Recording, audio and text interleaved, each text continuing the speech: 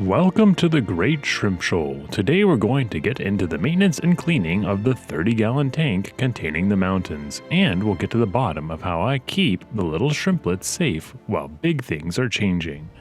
Please like and subscribe because we're just getting started, and I want to become the Kylie Jenner of the shrimp YouTube world. Help me to get there. Welcome to the show.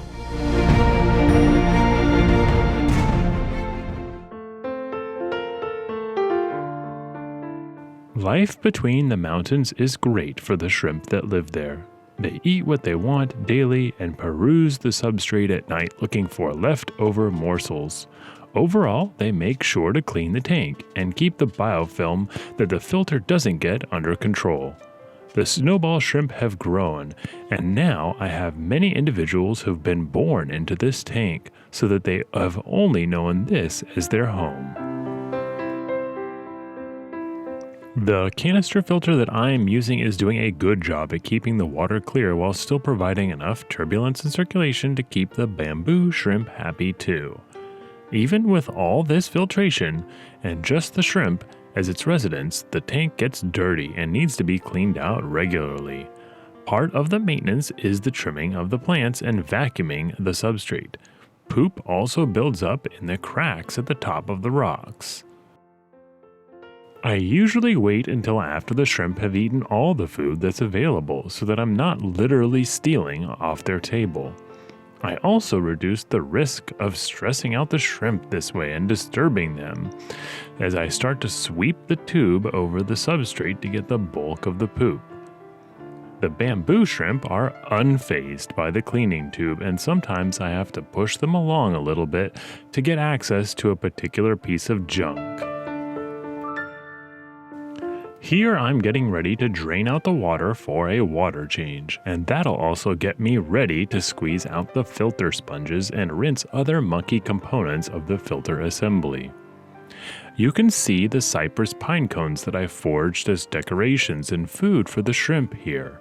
I've got to say right away that the snowballs love the cypress pine cones. They took a while to sink, with some of them taking up to 2 days of prodding before they released all of their air bubbles. The pine cones are great for the tank. They're good for the water clarity and the pH. They're not alder cones like a lot of other shrimp keepers use, but I like the aesthetics of these a lot more.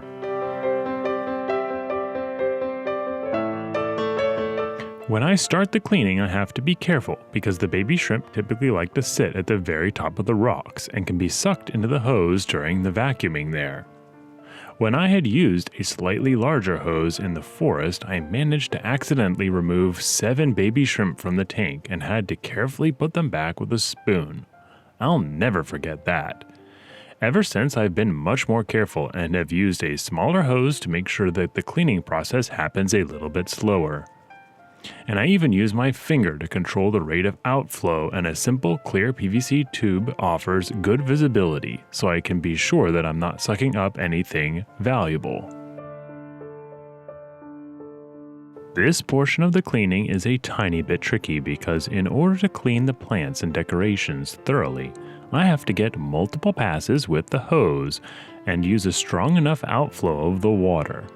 Balance between these two techniques means that any detritus and algae that's distributed and disturbed gets immediately sucked up into the hose and out to a bucket that's waiting below. To do this, I'm using a super common 5-gallon bucket from the hardware store. The tube is also from the hardware store. And I do this so I can keep track of the amount of water that's removed in one pass. I've been doing less water changes though as the tank stabilized so that I'm not shocking the shrimp with massive changes in the water conditions as the tank is drained and then refilled over the course of a few hours.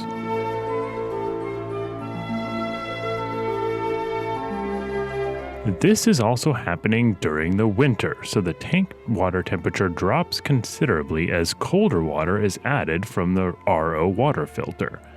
In the dead of winter, I have seen the tank temperature drop 10 degrees in a matter of minutes as the new water is added. I suppose that I could store water inside temporarily in anticipation of the water change, but I will have to reassess this as I have kids in the house and they like to poke at everything in their environment. Kind of a lot like the shrimp, to be honest. After removing about 3 to 4 gallons of water, I move on to the plants and the sponge filters. First, I take out the sponges and squeeze them into the removed water to rinse them out a bit. Then I set them aside while I trim the plants. The Rotala needs quite a bit of maintenance as it likes to sprout roots from every inch of the plant as it seeks new territory to claim. You'll see that as I go after the runners snaking their way towards the front of the tank that their roots branch out quickly, but don't send out the kind of tiny hairs that the Hygrophila does. So that means that when I remove the rooted portions, they don't disturb the substrate too much, which is great because it could make for some muddy water if they did. Now is also a good time to wipe down the glass as algae and water splashes do get up above the waterline and start to get funky if they aren't removed every so often. A little bit of elbow grease and a wet paper towel seems to do the trick quite nicely, and it is a super low-tech way to get things done. In this sped-up footage, you can see the shrimp moving around a bit more.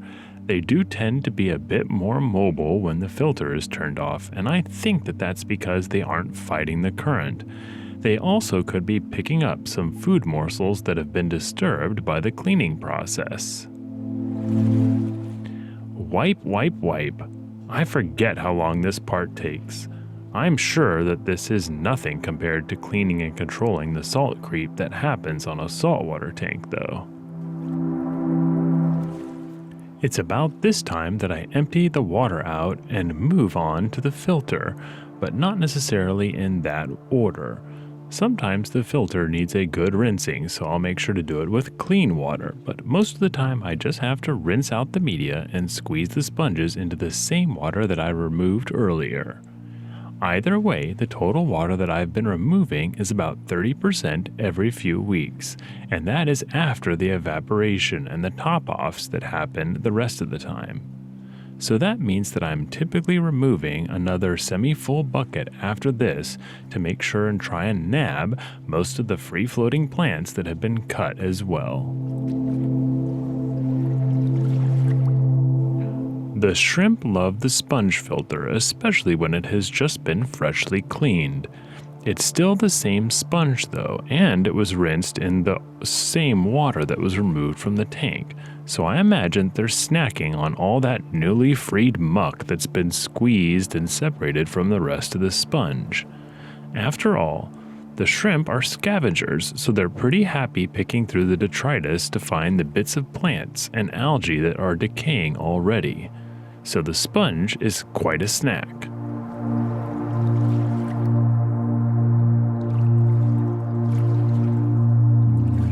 Another pass with the tube, and I've just about removed all the water that I'd like to. Time to actually move on to the plant trimming. This time I forgot to do it in between water changes, so some of the trimmed plant matter will have to be removed by hand. To be honest though, leaving a bit of it is no big deal because, as I said before, the shrimp are there to eat the decaying stuff, so it would be like robbing them of food. When I remove water or trim, I have to be slow because the tube and the scissors obscure my view a little bit. And when I'm trimming, I'm always so worried that I'll nab a shrimp that's hidden somewhere at the bottom. I'd be devastated if I snipped a shrimp. As I mentioned before, I have to keep the Rotala in order or it will turn the tank into a severely cramped forest if left unchecked. In the 10-gallon forest tank, I let it go too long between trimmings, as I wanted to leave the baby shrimp room to hide, and I'm living with the consequences now, as it has grown out of control. It's a really nice plant though. It grows branches off the runners, so it creates a cascading look that is really beautiful. In this tank, I have a bit of it that grows down the middle and crisscrosses with the tallest rock as it slopes down towards the substrate. I think that this aesthetic is great, so when I'm trimming the Rotala, I try to reinforce that sloped effect instead of cutting it all off at the same height. I've also noticed that trimming does tend to force it to branch off where it is severed. I don't know if that's because I'm trimming above or below the leaves in each segment, but I'll have to try it a few times to see what happens. A straighter version of the plant is a little bit more desirable than one that branches off, because you can't really predict how the branch will look. You might also spot the fact that I removed the bulb plant and added 2 bronze swords to the tank recently. Along with the cypress pine cones, it's really starting to look like a nice tank. The bamboo shrimp love to cling to surfaces to get vertically oriented so that they can angle themselves to best nab stuff from the filter return. I have to say though that they really like to rest on the bronze sword more than they did the bulb plant that was there before. It's probably because the leaves are larger. It's a good thing to keep in mind for someone who intends to keep larger filter feeding shrimp like the bamboo shrimp.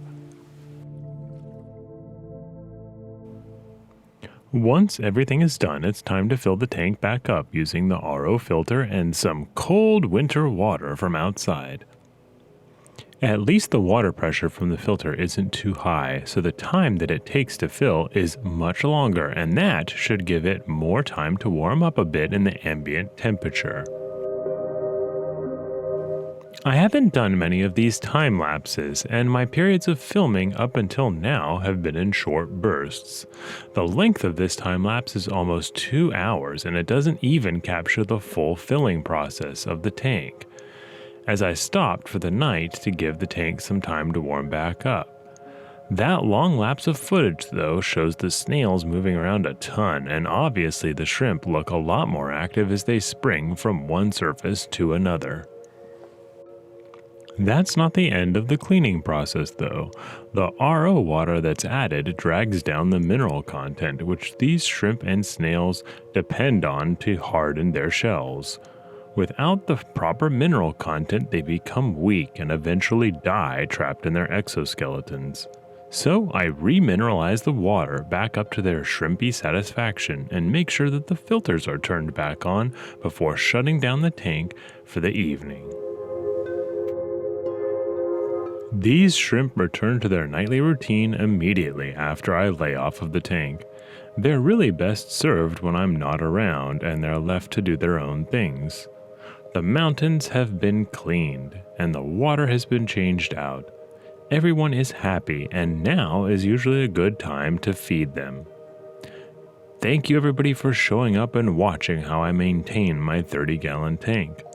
I've got some more time lapses from this day of filming that we'll go over soon, and I've got that brand new tank that I'm aching to clean and get prepared for any new arrivals. That is it for today though, until we meet again. Which should be next week if we're being honest with ourselves. I hope that you have some sweet shrimpy dreams. Good night.